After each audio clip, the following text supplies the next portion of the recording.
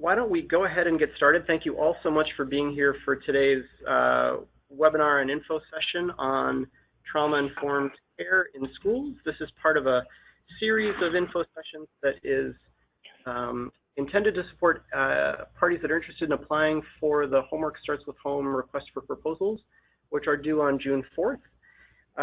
Just a couple of housekeeping things before we dive in. The session is being recorded and may be posted publicly. In particular, we're recording the slides and the audio, so just please be aware of that. We will leave time at the end for questions. If you are joining remotely, just a few requests. Please do make sure to mute yourself so that we are not picking up background noise as we proceed. And then if you are joining remotely, please don't put us on hold. That could trigger hold music that might be audible to others on the meeting. So appreciate it if you could keep us on mute when you're not speaking and not put us on hold. One other heads up is that we will not be monitoring the chat function, so we'll have another way for you that I'll cover next to contribute your thoughts and questions. So we're using a tool called menti.com, MENTI.com, and that software, that online service will allow you to post answers to questions that we'll ask, as well as ask us questions as we go throughout the session today. So to use that tool, you can either use your mobile device or open a new browser window and go to menti.com and enter the code 487891. And so why don't we go ahead and try that just to get a sense of who's with us today. So there is a Menti poll that is open right now, and I would invite everybody to go ahead and log in and answer the question that's on your screen for menti.com.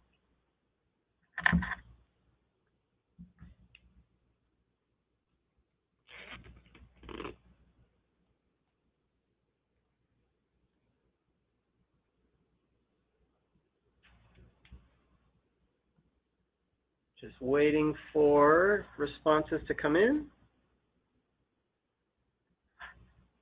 There we go. Okay, we have equal numbers right now of folks from schools, county or tribal governments, homeless services organizations, and philanthropy or advocacy. Great, we'll give folks just another moment.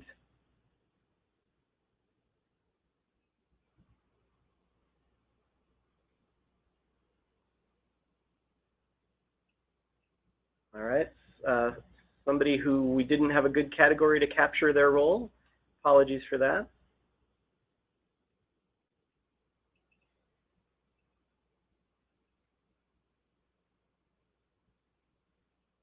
All right, why don't we go ahead on to the next slide then. So this is the next question, which should then appear on your browser window or mobile device. Just give us a sense of how familiar you are with trauma-informed care. 4 big buckets here.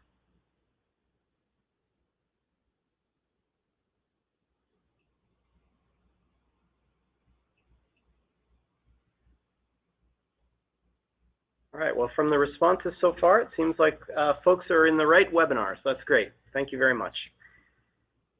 So next, what I want to do is just provide a little bit of context for today's session, and in particular to connect what we're talking about today with the preliminary practice model for Homework Starts with Home.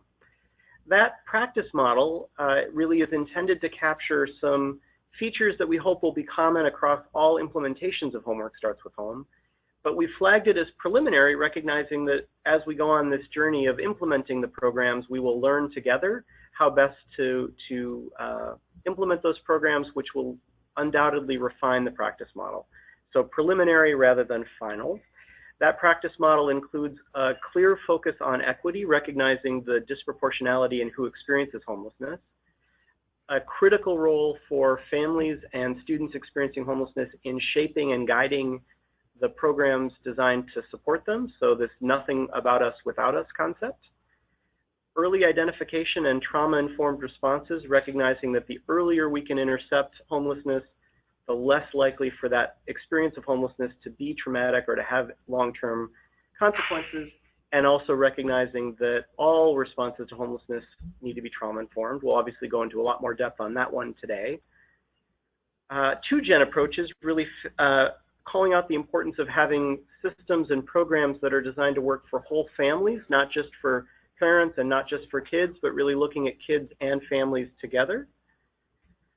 A progressive engagement approach that really helps us balance 2 important competing interests of, on the one hand, serving as many families as we can, and on the other hand, serving each family in a family-centric way and making sure that every family is successful. So progressive engagement is the approach for us to do that.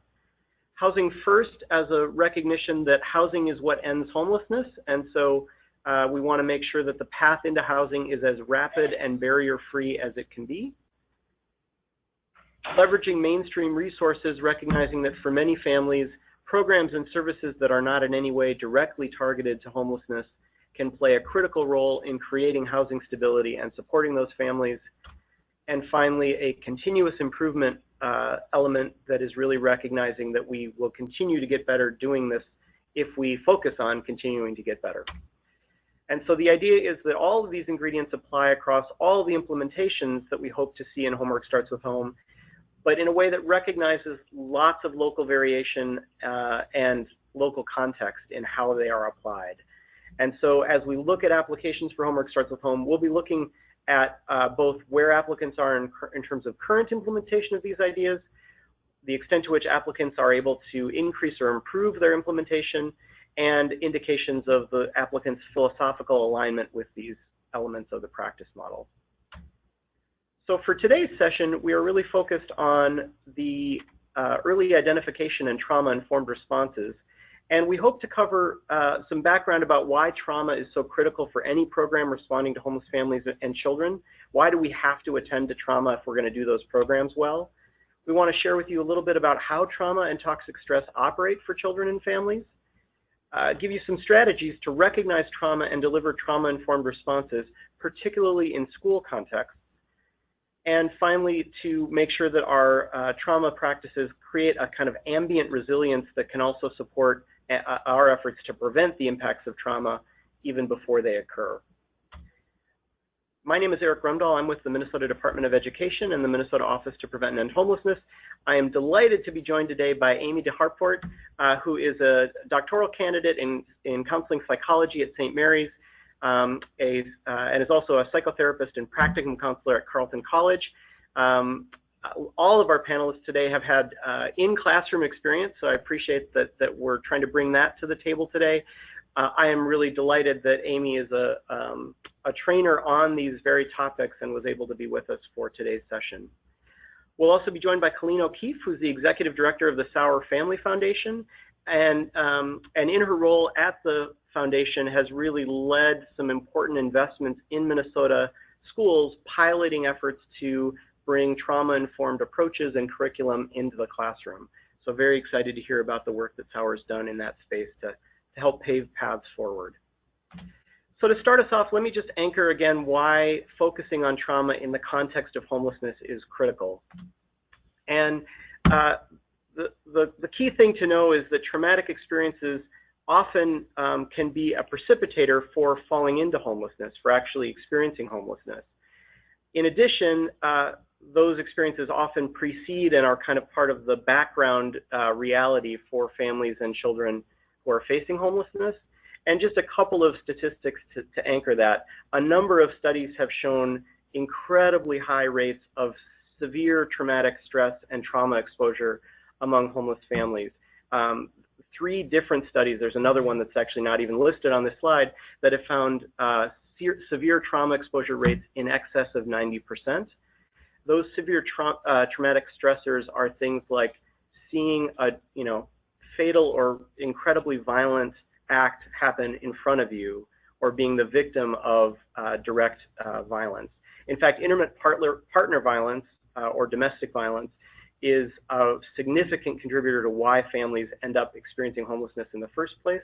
Studies have found that between 20 to 50% of families entering a homeless or crisis response system are doing so on the basis of their experience with trauma. There was also a recent study conducted by the National Center on Family Homelessness called the Services and Housing Interventions for Families in Transition, or SHIFT study, which established for the first time in a rigorous way the correlation between long-term housing stability and trauma exposure. And the key finding from that study, or a key finding from that study, was that one of the only predictors of long-term housing stability for the families that were in that program was whether they were, their level of trauma exposure. So it didn't just look at had you experienced trauma, yes, no, but really a gradient of being able to understand the level and depth of traumatic exposure, which turned out to be predictive of long-term housing stability. So I appreciated this quote from Dr. Candida at the, Dick Candida at the National Center, who said, if we are to address long-term residential stability for homeless families, we must address trauma, otherwise families likely won't stabilize. So with that as the sobering and challenging context that we find ourselves in trying to create programs to support homeless families and their children, I'm excited now to turn it over to Amie DeHarpporte, who will take us through a little bit more about trauma. Thanks very much, Eric. So a little bit about me. I was a classroom teacher for over 10 years, and I made the transition to becoming a mental health clinician, focusing on treating trauma in kids and families.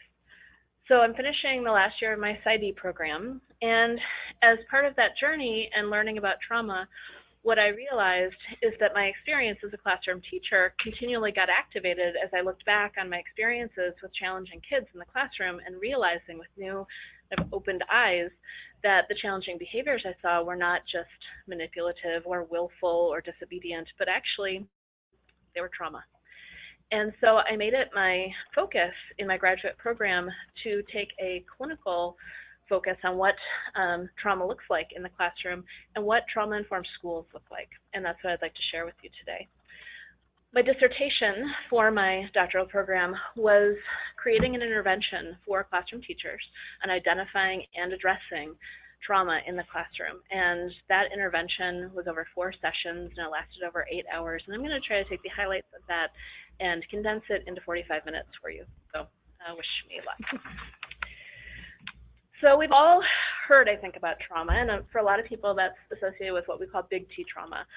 Neglect, abuse, sexual abuse, physical abuse. I want to point out that there's also what we call little T trauma, which is sort of the everyday stressors that over time become toxic stress. It's living in a less than ideal environment. It's the kind of transitions and uncertainty and stressors that are associated with homelessness. It's what happens, that toll that gets taken on kids when adults are not able to help buffer their kids from stressful circumstances.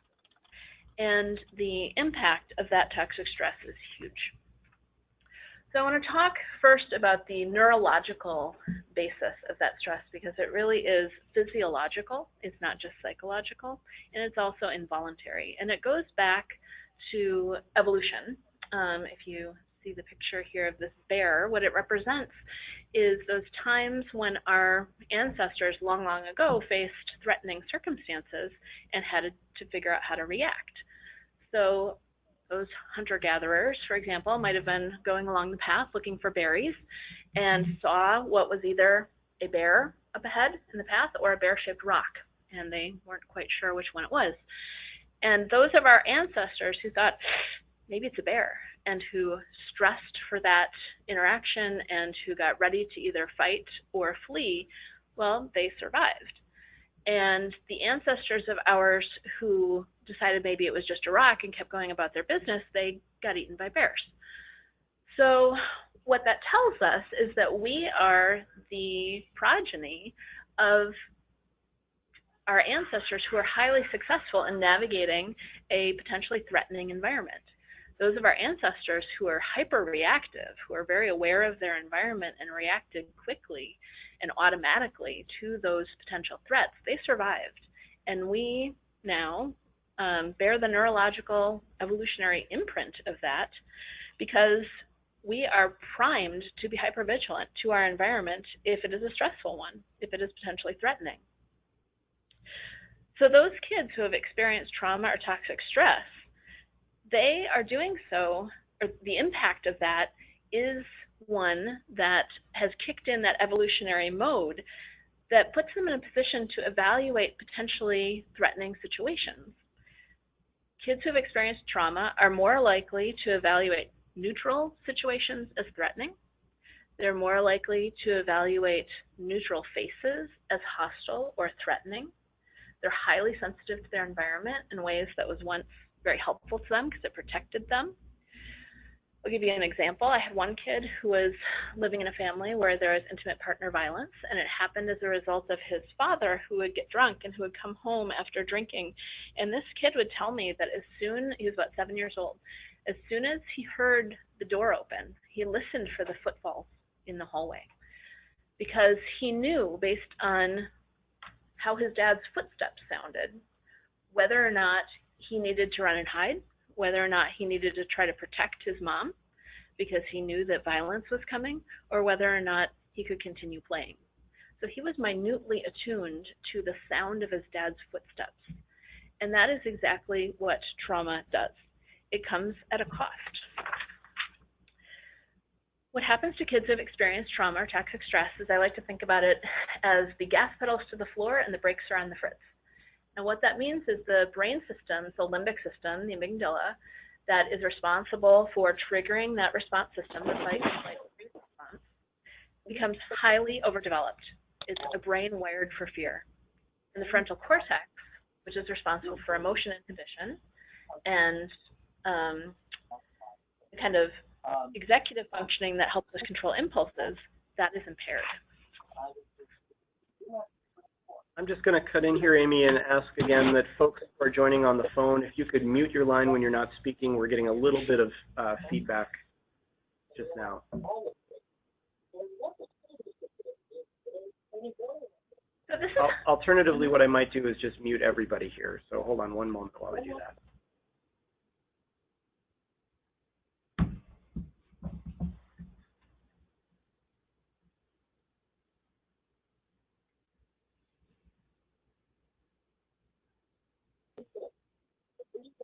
Okay.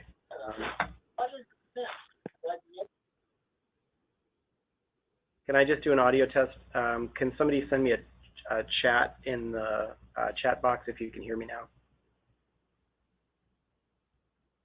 Great. All right, go ahead, Amy. Sorry about that. Sure. So this stress response system is highly neurologically based. It starts in the hypothalamus, which releases catecholamines. Those are stress hormones like adrenaline and noradrenaline. And they flood a child's whole body when a situation is threatening.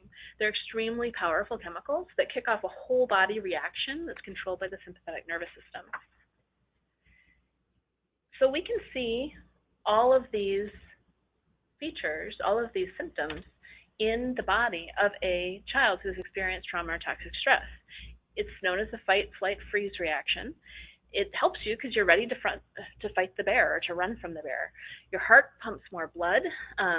It takes it from your extremities, which is why your hands start to tingle when you're nervous, and it sends it to your major muscle groups, which is why you can get muscle tension and kind of get clenched up when you're very anxious. You start to breathe more rapidly to send oxygen to those major muscle groups so that you're ready to fight or flee. That creates a lot of heat. That's why we sweat when we're nervous, to cool our body down. It also shuts down all of the non-essential body functions. So digestion, for example, gets shut down. That's why if you're anxious, you often will get a stomach ache. Kids who are worried about going on a field trip or some kind of unpredictable circumstance will have a stomach ache before school.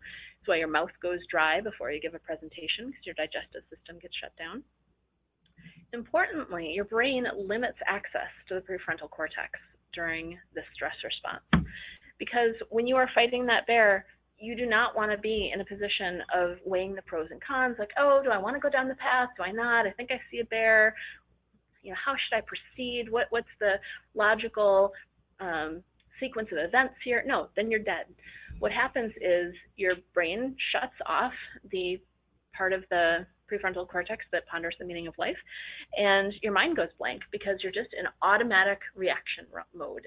That's why for a lot of you who've ever taken a test that you've been really well prepared for, and you walk into the exam room and you get given the piece of paper and your mind goes blank and it's really frustrating. It's because you're really nervous, but you leave and you all of a sudden have all that knowledge come flooding back to you. That's exactly what happens to kids when they don't have access to their prefrontal cortex, the logic and sequencing part of their brain. Makes it really difficult to learn, especially when it's happening several times a day.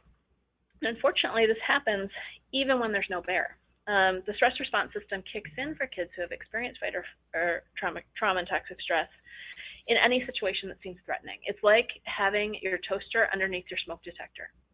You don't know whether it's just burned toast or whether the house is burning down.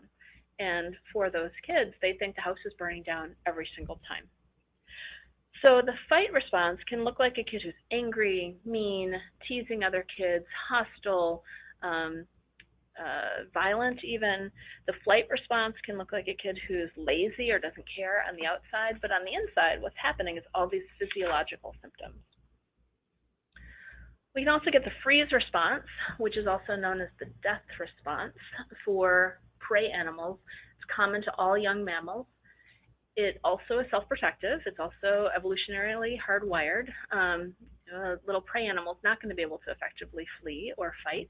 So what they do is the next best thing, which is freeze, hoping that they won't be noticed. Or alternatively, if they are going to die from predation, it takes them out of their body. It shuts off their pain reaction so that they will die in the least painful way possible.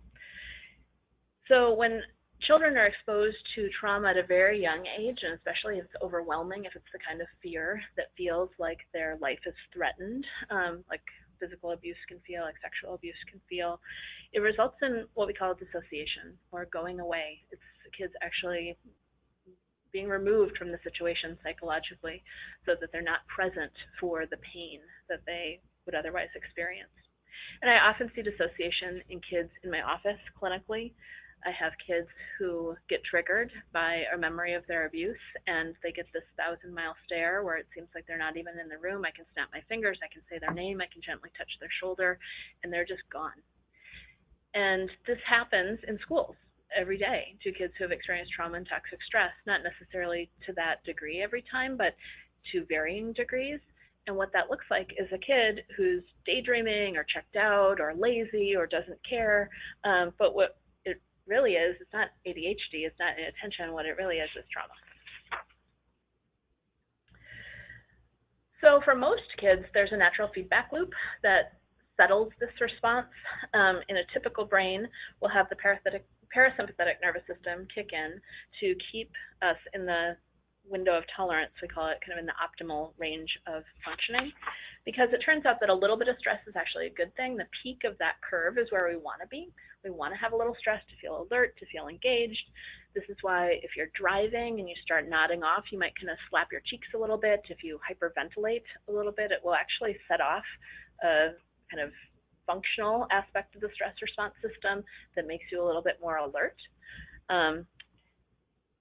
This is also why if you experience a near miss when you're driving, it can send you over into that jittery range of having too much cortisol. So that's not helpful. If you ever had a near miss and almost hit someone or almost had someone hit you, you're sweating, you're breathing fast, you're jittery, you're not thinking clearly. This is not where you want to be if you're trying to learn. And unfortunately, this picture is exactly where our kids are multiple times a day. They're in and out of that optimal level of stress, or the what we call the optimal window, or the window of tolerance, multiple times a day, because the part of their brain that starts the stress response system can't easily shut it off because it's been damaged by that early stress and by the flooding of the stress hormones early in life. So their bodies are swimming in stress hormone constantly. They have a very low threshold for the flight, freeze response. They get flooded emotionally at what seems like very slight provocation, and it is absolutely not their fault. They are physiologically dysregulated. It's like getting a fever in response to an infection. It's not a choice. It's just something that the body does in response to try to deal with the pathogen. So this emotional dysregulation sends kids out of the window of tolerance. very frequently throughout the day, and that makes it really hard to learn. Interestingly, it's the hippocampus that starts off this whole cycle. The hippocampus, if you remember from Psych 101, is also the structure of the brain that's involved in memory. So it makes sense evolutionarily in terms of hardwiring why it would be the hippocampus that sends the signal to start this stress response, because it's going to be really imprinted in our brain. The next time our ancestor was headed down the path and saw what they thought was maybe a bear-shaped rock, they probably got a little activated. They got on edge, trying to see if it was something that was dangerous or not. And when that happened, that memory getting triggered, it protected them. If any of you think back to your earliest memories, your very, very earliest memories, they're often ones that happen when you're really, really young. So for me, it was being in a department store when my mom was shopping, and I went into the rack of clothing, like hide and seek, and I came out. I was probably 4 years old, and my mom was not there. I didn't know where she was. I remember that so clearly. I remember exactly where I was, exactly what it looked like. That's because it got imprinted by my hippocampus, that stress response. The downside of that for kids who have experienced toxic stress is that they're primed to remember anything that seems like it might be a threat. And when we talk about triggers, that's what that indicates, is that it's anything that is associated with a previously stressful event, like for the kid that I was working with, footsteps, that is going to trigger a stress response to get them prepped for what could be a threatening situation. For a lot of kids, it's loud voices, especially if they've experienced domestic violence. It may be a smell. It may be a sound. For kids who have been experiencing medical trauma, I worked in a hospital on a cardiac care ward, and there are babies who are hooked up to machines, and when they beeped, they would often get injections or have other painful medical procedures. Those kids were triggered by the sounds of beeping. Even when they couldn't remember the procedures, their body remembered that stressful or toxically stressful experience. So we have to think of toxic stress or trauma as like an assault on the brain.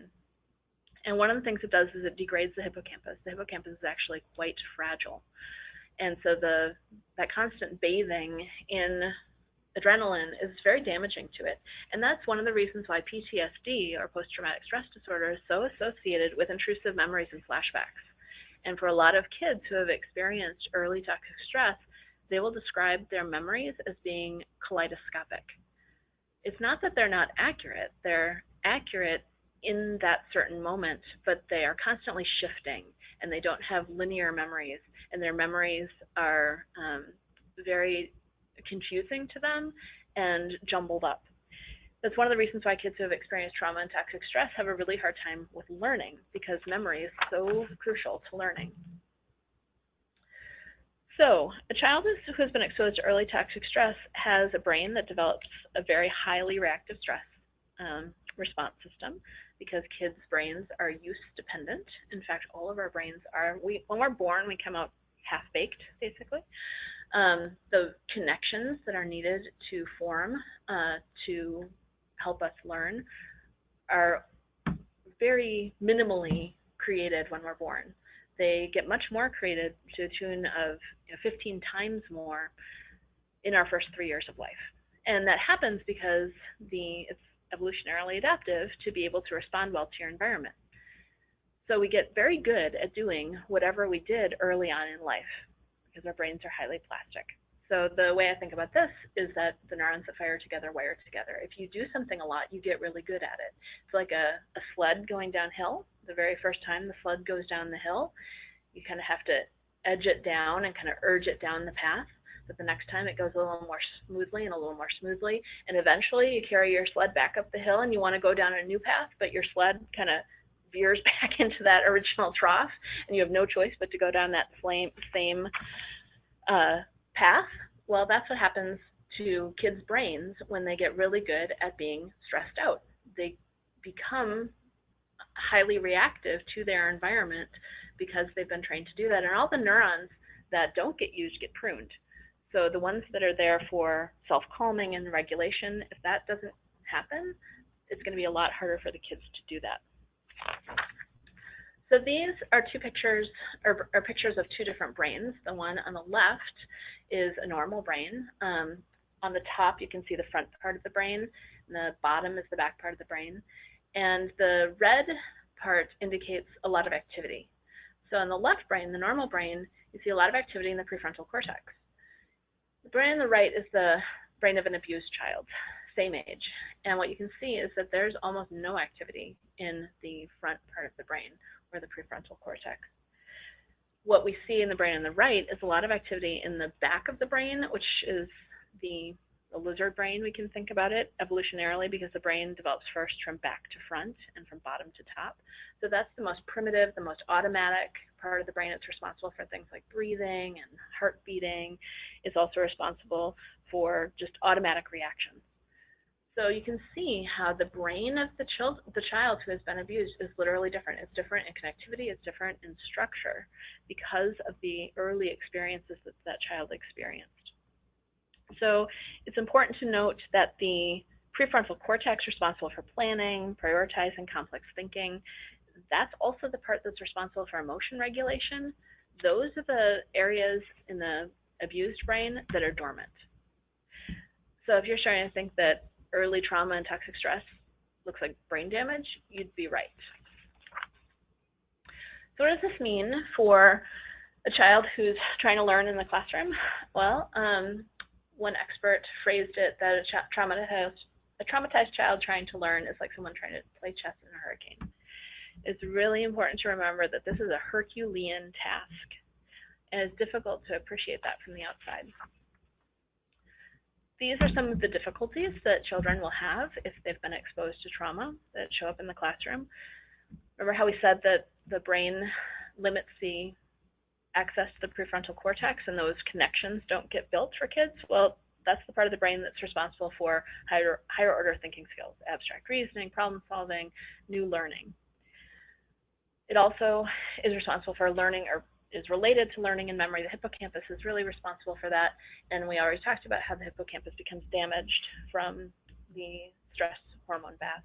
So that means any kind of retrieval of information, working memory, being able to follow directions, importantly, being able to listen and pay attention, that's all impaired, as well as the executive functioning skills, planning, prioritization, sequencing. These are the kind of things that actually make kids able to be successful in school. It's one of the reasons why trauma looks a lot like ADHD. In fact, clinically, the symptoms are so close that they're indistinguishable.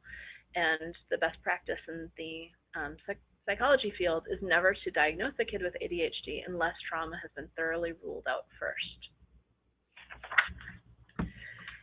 We already talked about how the prefrontal cortex is responsible for emotion regulation. So you can see behavior that looks like defiance or aggression or impulsivity. Importantly, you can also see behavior that looks like withdrawal or passivity. That's that flight response. So if we care about trauma, we don't just care about the kids who are acting out, the kids who are making problems in the classroom. We also care about those really quiet kids who are disengaged, because they have also potentially experienced trauma. Finally, kids who have experienced trauma are going to have a hard time making relationships. They may have a hard time anticipating social cues or building relationships with people because they're hesitant, they're anticipating that they may be threatening. One expert on trauma said that it's common for kids who have experienced early toxic stress to have attitudes like the world is threatening and bewildering, the world is punitive, judgmental, humiliating, and blaming. People are unpredictable, and very few are to be trusted. For a lot of the kids that I work with who have experienced trauma, this has been their experience from early in life, and they're doing the best they can to cope with it, but it's very hard for them to establish a sense of safety or security for themselves. They have much higher rates of anxiety, of depression, of PTSD, and all of those conditions may or may not be diagnosed. They just may look like they are loners or angry or hostile or checked out. So I think one of the concepts that's really important to think about when we think about kids with trauma is that we have to approach them with the concept of universal precaution. And this is an idea that's common to the medical field, where all medical professionals will treat blood as tainted, whether they know that it is or not. They will always glove up, because it could be. And so that's true in education as well. I think it's helpful to treat all kids as potentially having experienced trauma because there's so many different ways in which they could have, and because if we treat all students as having been exposed to trauma or toxic stress, first of all, we'll probably be right more than we're wrong, but we'll also err on the side of caution in treating kids with patience and compassion and kindness. And that doesn't hurt a typical student, and it's absolutely essential to a kid who has experienced trauma. So I want to move now into what this would look like in a school. The original question was, what do trauma-informed schools look like? Well, the most important aspect of a trauma-informed school is that the adults there are on the same page. They're absolutely united in seeing trauma. They take a compassionate view of students, which allows them to do the things on the right, recognize a kid's needs, provide safety, nurture relationships, teach regulation. But what it really means is that they have put on a pair of glasses that is different than what they had on before. They don't see kids as lazy or disengaged or withdrawn or not trying or that kid doesn't care. All those kinds of things that I will be super honest as a classroom teacher, I am absolutely guilty of having thought before about kids. We excise those from our vocabulary, and we realize that kids do the best that they can.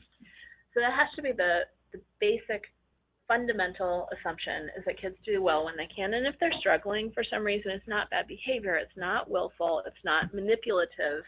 It is because there is a barrier there. They're struggling in some way because of something traumatic in their background, and they're doing the best they can with that fear brain that is often taking over and getting in their way.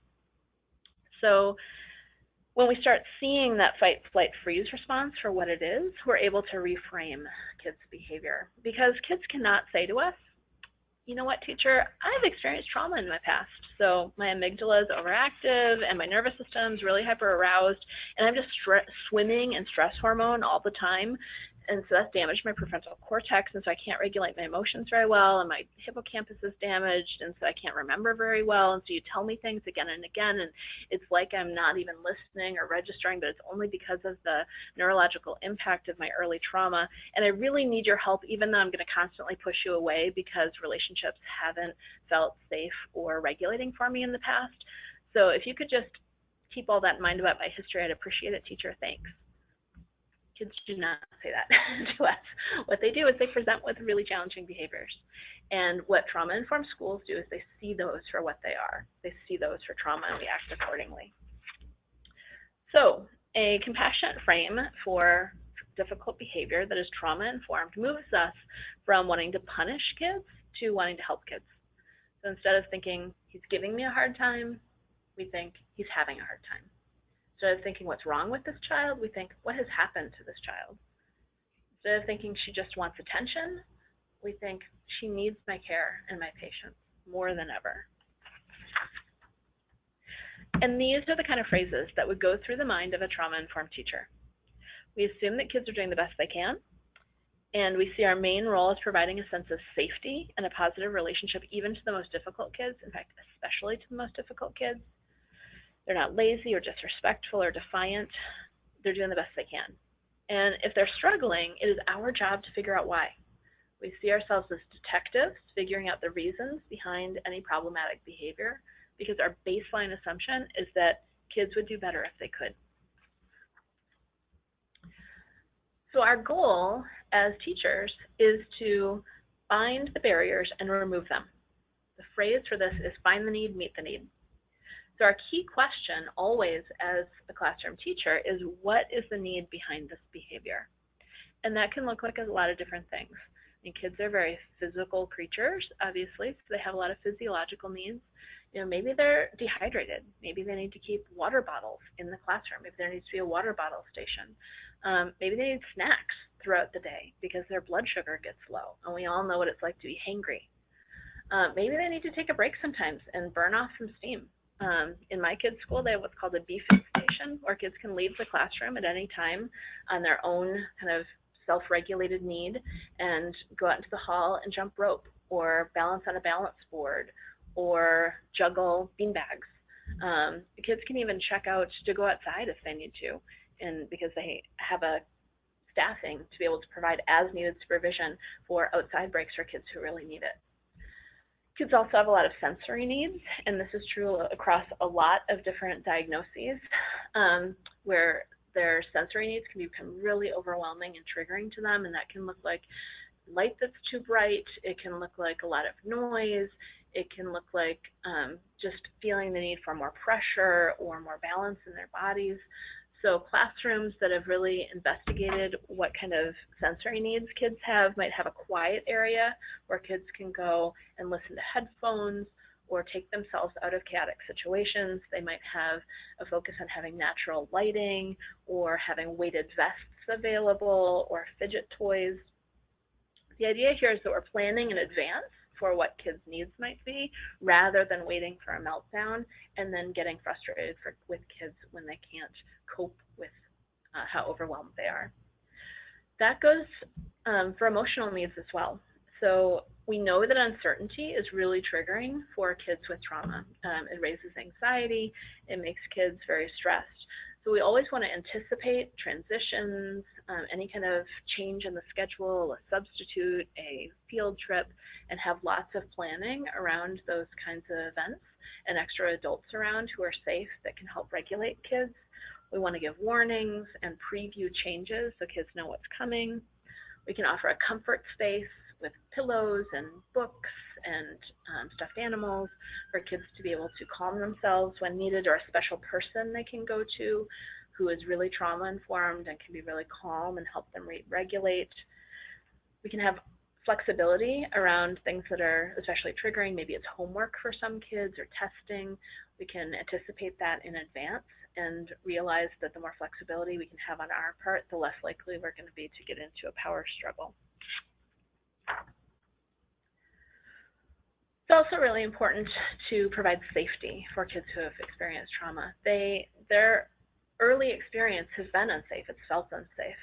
And so they need to feel a sense of, we call it felt safety.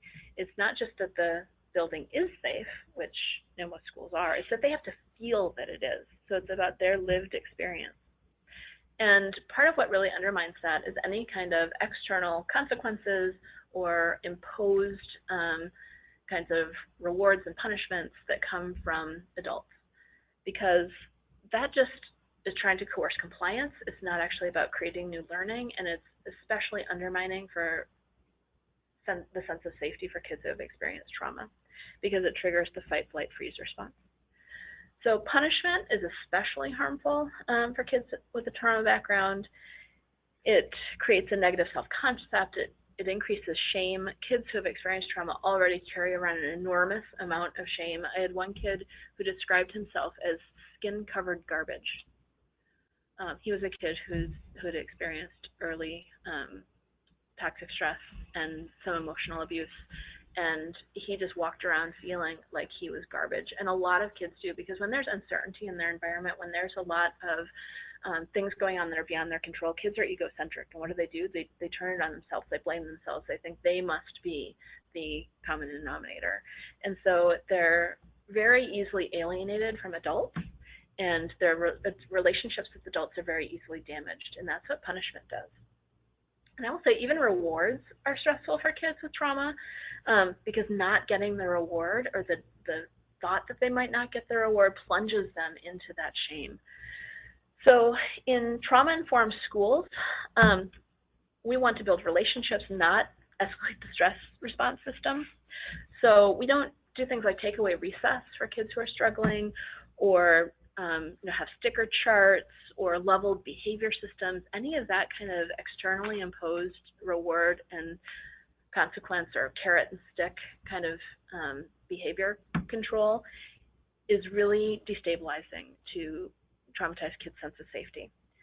So what do? Well, we need to avoid power struggles and focus on connection, not coercion. So we slow down the situation, we give kids choices, we take breaks as needed. We can offer to help kids when they're stuck. If they are refusing to clean something up, we can say, oh, here, I'll help you. We can use humor. We have to realize as adults, we are the ones who have to back out of the power struggles. and regroup rather than getting stuck ourselves.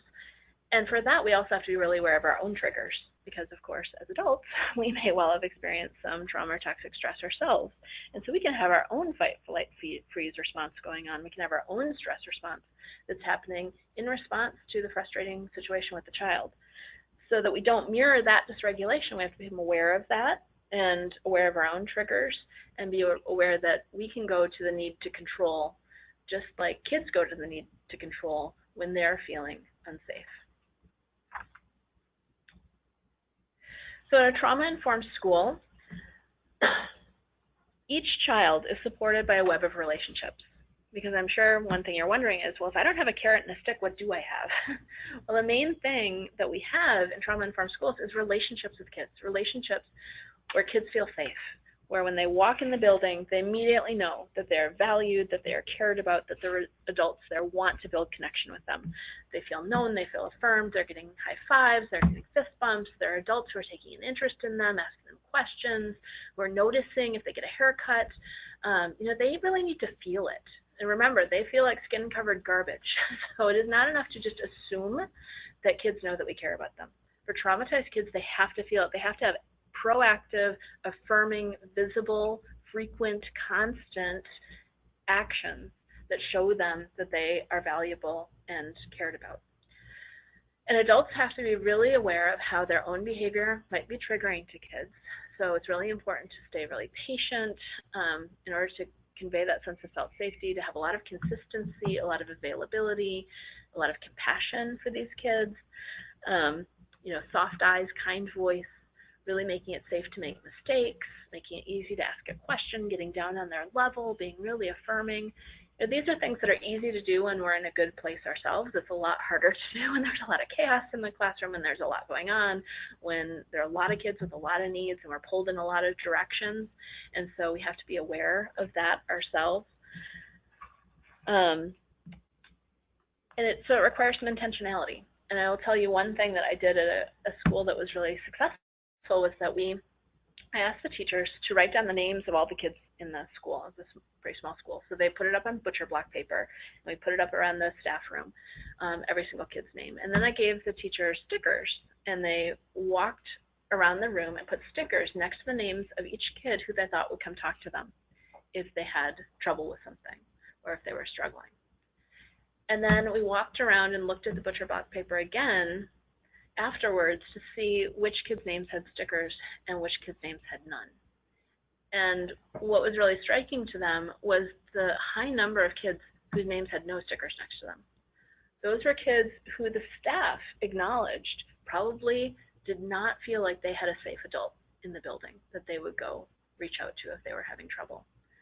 And so what that staff decided to do with that information was that they used their staff development time to share techniques that were working for them for reaching out to those kids. They divided up the kids whose names had no stickers, and they decided to intentionally build relationships with 2 or 3 of those kids. And then they shared what was working for them and what wasn't, and they did problem solving as a staff around how to do that best. I call this the click your heels phenomenon because it's kind of like Dorothy. A lot of teachers in that school were asking me, what is trauma-informed teaching? And what I kept telling them was, it's exactly what you already know how to do. You are in this business because you know how to build relationships with kids. You love kids, you love interacting with them, you love teaching them. You already know how to do this, you just have to click your heels. And once they realized that, they were like, oh, you mean reaching out to kids, making them feel valued, making them know I care, making them know I believe in them? That's trauma-informed teaching? Oh, I can do that. Right? And I think a lot of teachers can do that if they're given the support and the kind of structure in the school as a whole that supports them in doing that.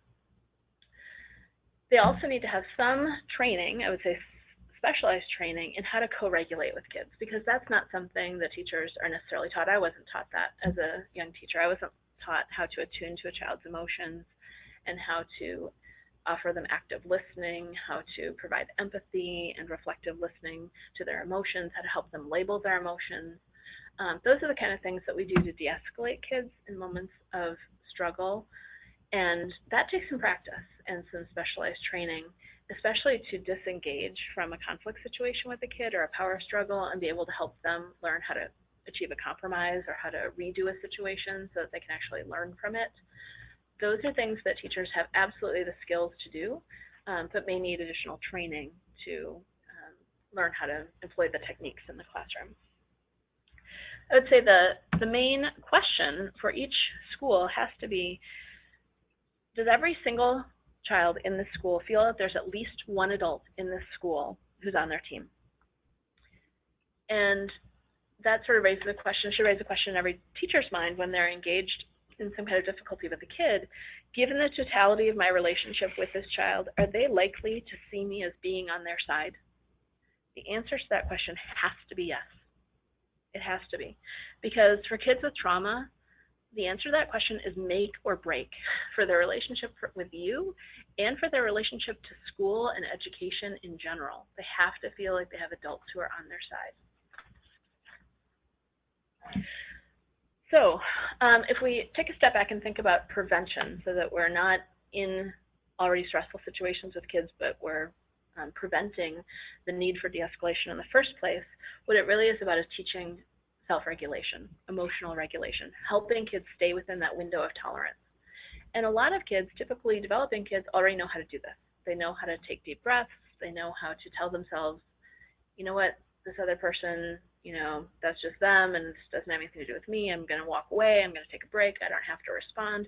That already comes kind of naturally to them. But for kids who have that brain, like the slide I showed you on the right, where their prefrontal cortex is not online, where they're having trouble with emotion regulation and they're in their lizard brain and they're just automatically reacting, that stress response is in full force, they need to learn these skills. And we need to teach them. Just like we teach math or we teach reading, we need to teach self-regulation, because it turns out that without those skills, kids aren't going to learn anyway. So teachers in trauma-informed schools realize that doing these kinds of things are as important as whatever content area they're teaching. So trauma-informed schools incorporate deep breathing into morning meeting. They have yoga time where kids can come and learn how to do yoga. They'll have zones of regulation operating in the classroom so kids can learn to gain some self-awareness. Are they in the green zone? Are they in the yellow zone where they're starting to get stressed? Are they headed toward the red zone where they're going to go over the top? Do they need to take a step back? What does that look like? Staff are working with them proactively to help them come up with a plan for what needs to happen before they get there, and helping them identify feelings. So teachers do a lot of, you know, thumbs up, thumbs down from kids. Hey, are you feeling overwhelmed? Are you feeling nervous? Are you feeling stressed? Thumbs up, thumbs down. Teachers are actively teaching the stuff I taught you today about the brain and teaching kids about what the stress response system is so that they can kind of understand what's happening in their own bodies and so they can ask for help from adults.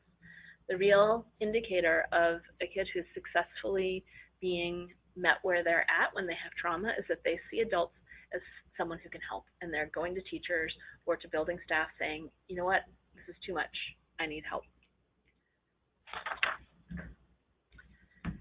Taking another step back organizationally, I think you can already see and realize how, in order to do these things, this is not something that happens on a classroom by classroom basis, right? A lot of the things I'm talking about take an enormous amount of time.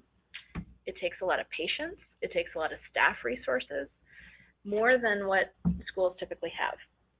So this is a real departure from business as usual, and especially kind of deciding to eschew the carrot and stick approach really means you have to do things radically different as a whole school and see teachers not as an authority for children who choose not to follow the rules, but as a support for those kids who aren't able to follow the rules. And this really can't happen on just a classroom by classroom basis because it involves things like whole school policies and the way we see kids, and that really needs to happen from the top on down. So what I would say is that a truly trauma-informed school is one where the leadership, the principal, is ideally the person who is most knowledgeable about trauma-informed practices. They're not relying on the social worker or a couple of real progressive teachers. They have their own expertise in trauma-informed practices, and they're leading from their own convictions. And this takes a lot of time. It takes a lot of staffing. It takes a lot of resources. So this is not something you can rush or cut corners on. It's not the flavor of the month that as teachers we so often will be in the latest training and hear about the latest, curriculum fad or that kind of thing. That's not what this is. This is a real reimagining of the way schools operate and what the relationship between schools and kids should be. And so when we start seeing trauma, we start realizing that we need a lot more staff. We need behavior staff. We need family liaisons to connect to families. We need more social workers. Ideally, we'd have school-based mental health, so we have counselors right there in the school for kids who are struggling. They can get therapy right at school, and we can have counselors who can be leading therapy groups during the school day. If that's not possible, we have really well-trained social workers who know about community resources and can help kids get community-based mental health support and can help talk to parents and access resources so they can actually get there. We'd also have really thorough staff training, and I've listed some forms of staff training that I would say are very trauma-informed here: TBRI, trust-based relational intervention, conscious discipline, beyond consequences, and collaborative problem solving. Those are all methods that have whole school approaches that are trauma-informed. There's also a great staff training conference that's coming up in February of 2019 that takes, I think, a whole school approach to trauma and to training staff and what that can look like. The other thing to know is that this is a parallel process, as we call it in mental health. So what's happening to staff as they work with kids who have experienced trauma is that they can experience trauma themselves, secondary trauma or vicarious trauma. So when leadership really starts seeing trauma, they start seeing it in staff as well as kids, and they take action to make sure that staff are getting the support they need to address that secondary trauma. That may mean that their team meetings are led by mental health professionals who can help them process the secondary trauma that the adults are experiencing from working with these traumatized kids. It may also mean that the building is really supporting relationships among teachers and students with more time and more availability, reducing other loads in other ways, and giving staff real time for self-care, because that's really important. If all the things I talked about require staff to be in a place where they're at their best, if they're feeling the effects of secondary trauma, they're feeling ragged, they're feeling stressed themselves, it's hard to maintain that compassionate frame. And there are lots of policies that need to be put in place that are departures from business as usual in trauma-informed schools. And that really means not being punitive, not having leveled behavior systems where if kids get another infraction, they lose more privileges, or even reward-based ones where they feel like they need to earn tokens in a token economy in order to earn certain privileges. That creates a sense that they're constantly being monitored, and that's a stressful situation for kids who are already in that fight or flight dysregulation.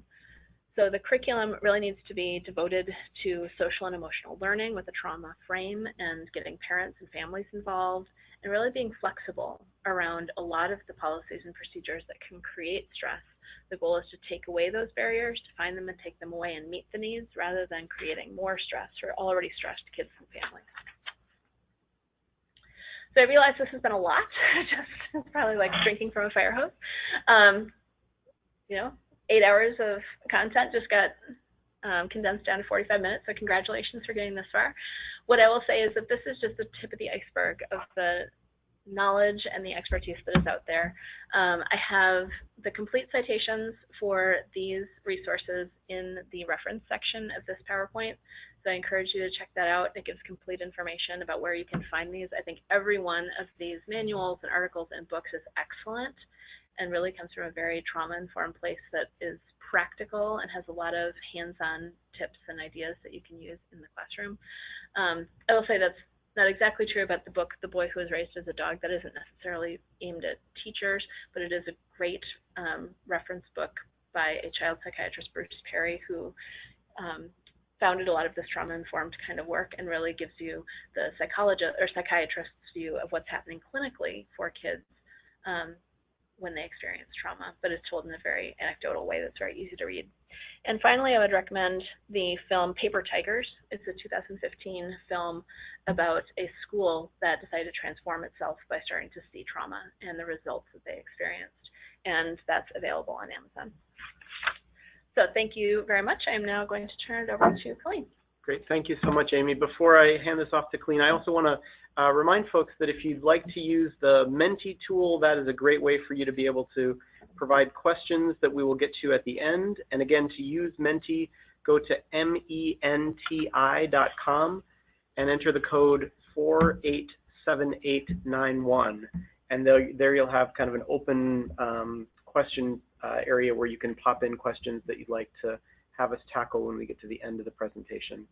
Amie, thank you so much. I'm delighted now to hand this over to Colleen O'Keefe from the Sauer Family Foundation. Sauer has done some really groundbreaking work in bringing trauma-informed care practices into schools in Minnesota.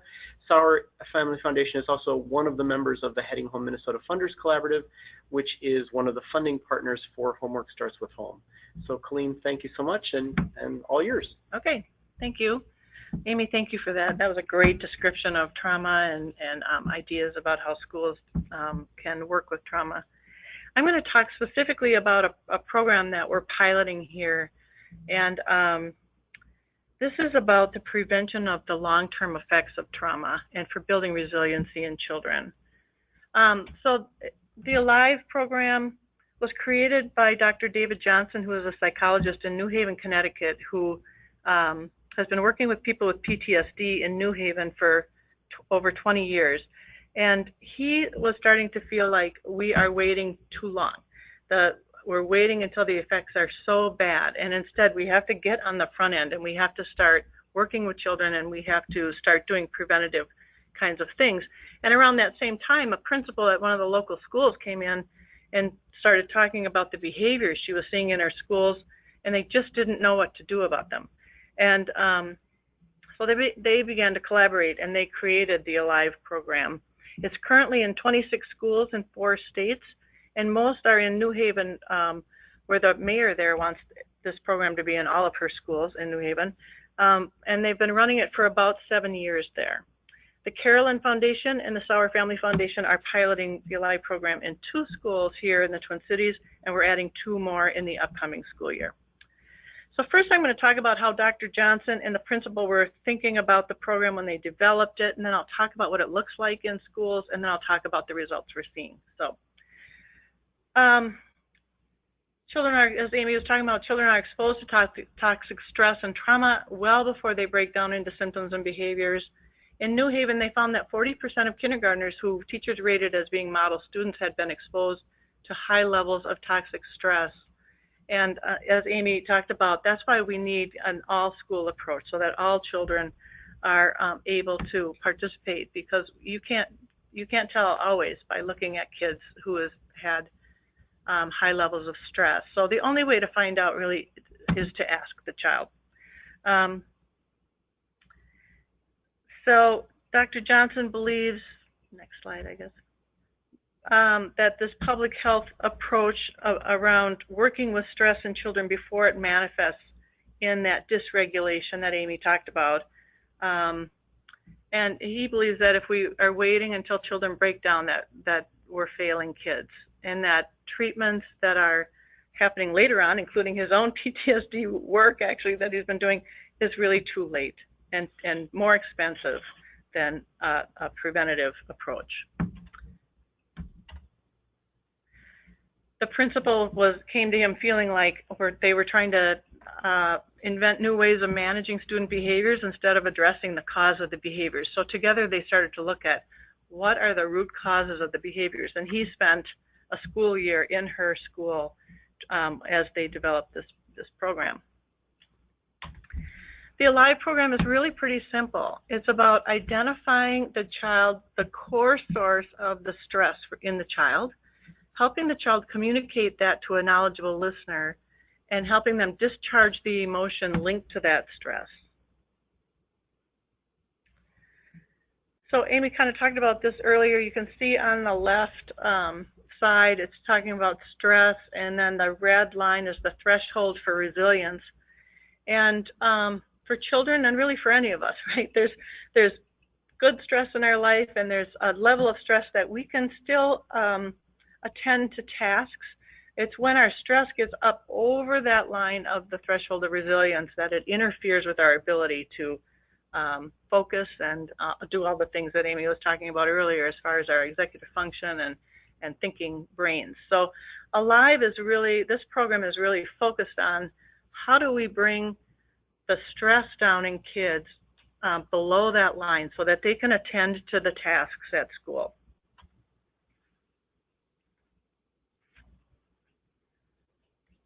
So what does this program look like? It's conducted by a drama therapist. It's often a drama therapist who comes into a classroom a half hour a week into every single classroom in the school. They spend a couple of weeks at the beginning getting to know the kids, getting to know the teachers, kind of getting to know the school before they even begin the program. But in an elementary school, it's based on the legend of Miss Kendra, which is a story about a woman who knows loss and grief and wants all children to be cared for and listened to. And the framework for the program is Miss Kendra's list.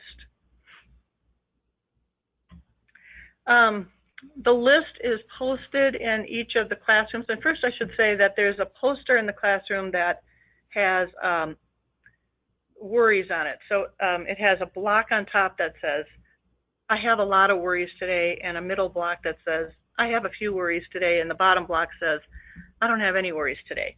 And the kids come in and they put their clip along that poster board where their worries are so that teachers can identify right away which kids are going to be struggling and which kids might need a social worker. If the live person isn't there, who is, they would refer them then to the appropriate person for a little bit of help that day. But this list, Ms. Kendra's list, hangs in the classroom, and the kids recite it or sing it at the beginning of Miss Kendra time. And the list says this, in the elementary schools it says this: no child should be punched or kicked. No child should be left alone for a long time. No child should be hungry for a long time. No child should be bullied or told they are no good. No child should be touched in their private parts. No child should be scared by gun violence at home or in school. No child should have to see other people hurt each other, because it makes a child not care about school. It makes a child feel sad or scared or lonely. It makes a child feel angry and want to fight too much. It makes a child feel like not trying hard or giving up. It makes a child worry a lot about their family. After they recite the list together, they do an activity about one of those things. So it could be no child should be punched or kicked, and they play out a scene together, the whole class, and then the kids have an opportunity to talk about how, if anything like that happened to them, that they want to talk about out loud in the class. Teachers can participate with the counselor, or they can sit in the back of the class and listen.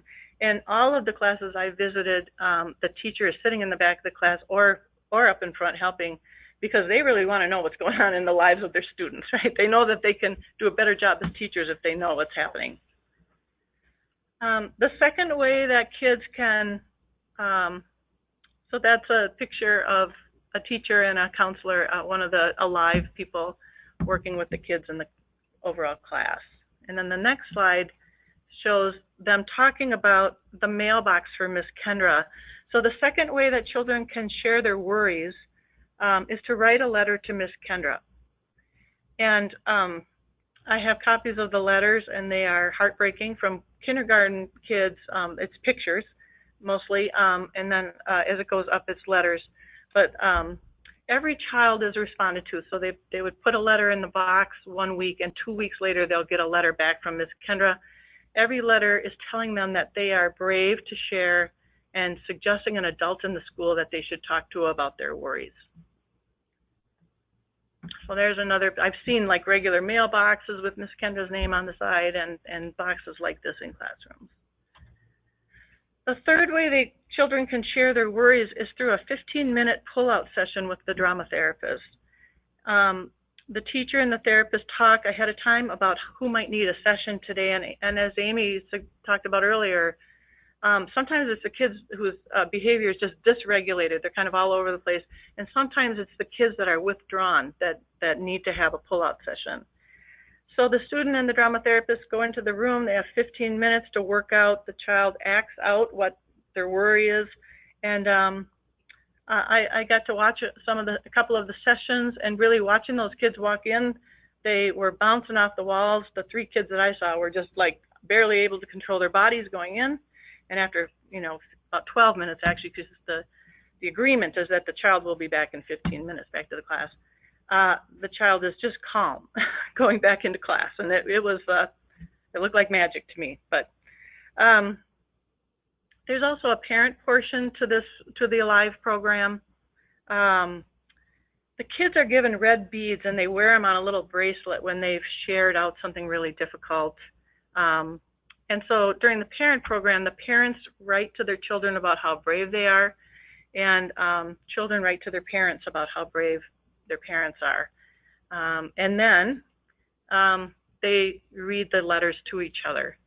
And parents get red beads as well as the kids. I don't know how the parents feel about the red bead, but the red bead is about bravery and resilience. So, in the middle schools and high schools, it's a little different list, and they don't talk about Miss Kendra, as much. But for example, on the elementary list, it's no child should be punched or kicked. On the for the older kids, it's no child should be beaten, punched, hit with an object, pushed up against a wall, or down the stairs. So it's a little bit more maybe graphic, or for the older kids, trying to address the things that they are probably dealing with in their schools. So at that level, they do classroom activities. What I watched out in New Haven, it was a freshman seminar class. It would be what we would call probably advisory or homeroom in some classes or in some schools. But they did an activity with the kids regarding whatever piece of Ms. Kendra's list they were working on, and then kids could talk about what that looked like in their own lives. And then again, the counselor is watching, who looks like they need a little extra attention, and those kids are pulled out to be talked to about what's happening in their lives. When it's appropriate, those kids are, at all levels, referred to the school social worker or the school psychologist. So the results, in the 7 or 8 years it's been going, on average, it produces a decrease of 80% of all student disruptive behaviors and disciplinary actions in schools. This is a graph about Truman School, which is a K-8 school in the New Haven area. They had 1,800 suspensions when Alive began their program, and over 5 years they brought it down to close to 0. And this slide is De Loreto School, again, another K-8 school. This is a much smaller school, over 100 suspensions, and then Alive brought it down again to almost 0. This one is about office referrals at the high school in the community. This is the high school that is close to the projects. And you can see that almost 2,000 office referrals in the year they started Alive, and over time they could bring it down. So one of the schools that we're piloting the program is Mastery Elementary School in North Minneapolis, and in the first 6 months there was a 25% drop in suspensions and disciplinary actions, and a 17% increase in math and reading scores on statewide standardized tests. And the other school that we're in right now is Willow Lane Elementary School in White Bear Lake, and in the first 8 weeks they had a 46% decrease in office referrals for defiance or aggression. And so when school ends this year, I'll get an updated report from those principals about what their results look like. We're also piloting a version of this program at 66 West, which is a housing program for homeless youth in Edina.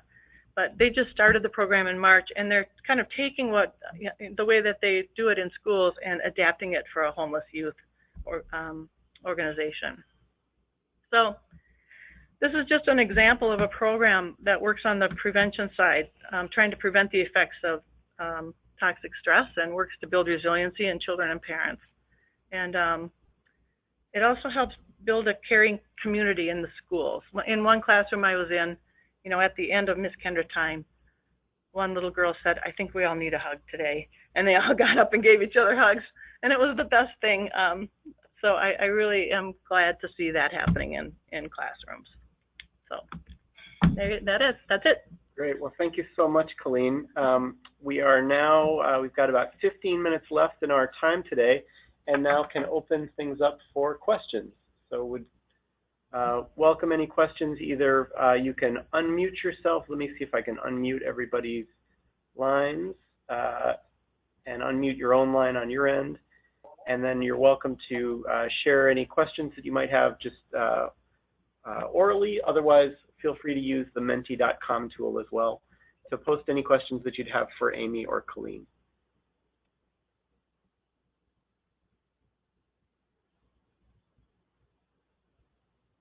Give folks a moment. Again, if you haven't connected up with the menti.com tool before, you want to use the code 487891 when you go to menti.com.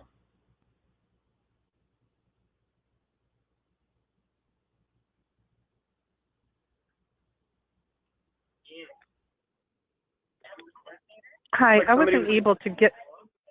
Yeah, I wasn't able to get the visuals, the PowerPoint and everything. Is there? I couldn't see it. Is there a way I can get access to all the materials? Yes. Who can I contact? The slide deck will be posted on Minnesota Housing's website on the Homework Starts with Home grant information page, and you can find that off of the Minnesota Housing Multifamily Grant Program webpage, off their main page. So if I Google that, Minnesota Housing Multifamily Grant, yep, it's going to be there? You got it. Yep, you'll see a link for Homework Starts with Home, and that's where all of these materials will be posted. Perfect. Thank you so much. Are there any other questions?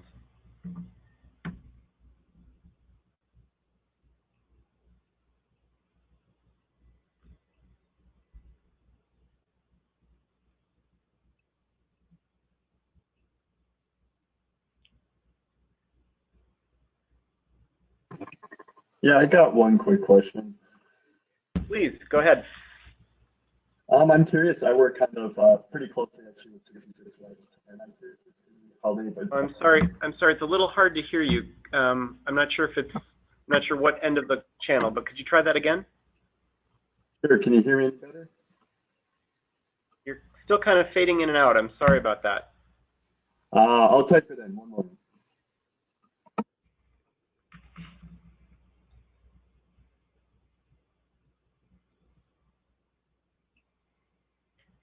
Any other questions?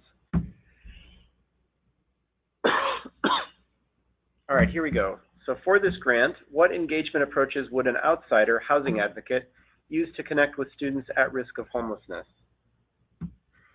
Well, so I think a lot of the focus of today's session, I'll just start and then invite Amie and Colleen to share their thoughts. A lot of the focus today was really naturally around how trauma-informed care can apply in a school context. Certainly the idea of including trauma-informed care as a critical part of the practice model wasn't only limited to schools. And so there certainly are techniques in terms of engaging, supporting, helping to identify housing solutions with families and students that apply in the same way they would in a classroom to those kind of therapeutic or case management conversations. So I think a lot of those techniques can apply. We'll also provide, right after we field some questions, some additional resources for how you can think about taking trauma-informed care into your practice, and those are not only limited to school applications, so those may also be some helpful resources to you as well. I'd also mention that there are techniques like motivational interviewing that have fairly wide adoption or practice in homeless services. At least wide recognition maybe is a better way to say it, that certainly are trauma informed. And then Amie and Colleen, anything that you would want to add to that question about how to take these ideas and think about how they work in the context of a housing advocate who isn't in the school? I think what I would say, this is Amie, I think what I would say is the idea of seeing trauma is really something that is transformative. It doesn't necessarily lead to a specific technique or even an answer to your question that is kind of pinpointable right now. But I just forwarded to Eric an article that a struck me because it was someone who was talking about starting to see trauma in working at a homeless shelter and what that meant to her. And she had worked at a homeless shelter for a long time, and she had a lot of residents there who she found to be very challenging. And she described an interaction with one of them who was yelling at her and complaining and kind of telling her how ridiculous the services were there and things like that. And she was reflecting on how once she had a trauma training, what she saw with that resident was not someone who needed to be escorted off the premises or someone who needed to be there were policies in place at that shelter where residents who became disrespectful of staff would be asked to leave. What she realized was that that woman was experiencing trauma, and she had then some tools in her pocket to help her de-escalate and to offer some active listening and some motivational interviewing and some kind of therapeutic engagement in a way that offered her compassion. And what she said was that she knew that kind of intellectually all along because she knew the statistics of the population she worked with. But in order to be able to control her own triggers on a moment-to-moment basis, working with the population was tough to work with. She really needed to keep front and center every moment of every day. This is someone that is really going through a hard time because they've been traumatized. And so it really transformed her way of seeing the folks that she worked with, that helped her be a lot more compassionate, and with herself as well, for the times when she wasn't able to harness that because of her own trauma that she experienced in working with a population that had caused her own vicarious trauma. So I'm not sure if that's a specific answer to your question, but I think it leads us to a way of seeing the families that we work with. I think that's a great point, Amy. And one of the things that I will say that we're hoping kind of as the funding partners for Homework Starts with Home is that by identifying these elements of the practice model, it's really prompting conversations that may already be happening but may not have been happening before between the partners that are collaborating on an application. So if you're a tribal or county government working with a nonprofit housing organization, working with a school on an application, to have collective conversations about how, as a team, as a collaborative, you would think about approaching trauma and providing trauma-informed care across your approaches. Colleen? And this is Colleen, and I would say that in that approach, where in that collaborative are students able to talk to adults that care? And so it's about relationships, and where are really strong relationships being formed with students that are at risk of homelessness, and who are they able to really talk to about what they're experiencing in their lives? Terrific. Well, why don't we give folks just another moment to pose any other questions, either using the menti.com tool or just by chiming in with your question now.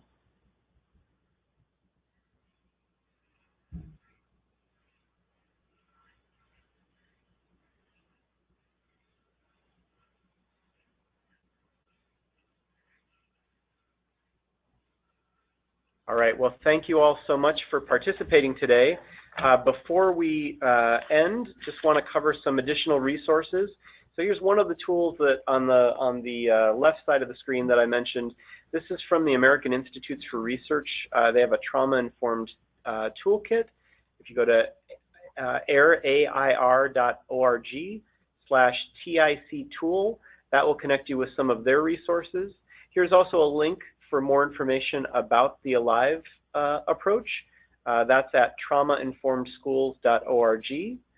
And then in addition, and this will obviously be most helpful when these slides are posted, here are the references that Amy mentioned earlier, really providing a wide range of tools, covering a broad spectrum of approaches around trauma-informed care, not all of which are only in the classroom. So hopefully helpful as you think about how to build a trauma-informed approach into your Homework Starts with Home application. So again, that'll obviously be most helpful when you have the slides posted on Minnesota Housing's site. The last thing I wanted to cover is just to mention that next week is our final Homework Starts with Home information session, and that's scheduled on Thursday starting at 1:30 and going for 90 minutes with the originators and operators of the San Francisco Unified School District Hamilton Families pilot that was funded by Google and really created an innovative partnership between homeless response services and schools. So you won't want to miss that. That's at 1:30 on May 31st. And to sign up, you go to the same URL that you used to register for this session, or you may have already registered that way. And that again is tinyurl.com/hswh-info-sessions-2018. So encourage you to join and participate in that session as well. If you have any other questions about Homework Starts with Home, the links on your screen now provide you with the Homework Starts with Home webpage for the Minnesota Department of Education, as well as that webpage for Minnesota Housing's multifamily grants. So you can get to either of those using the links that are on your screen. There's the link again for how to register for that upcoming info session.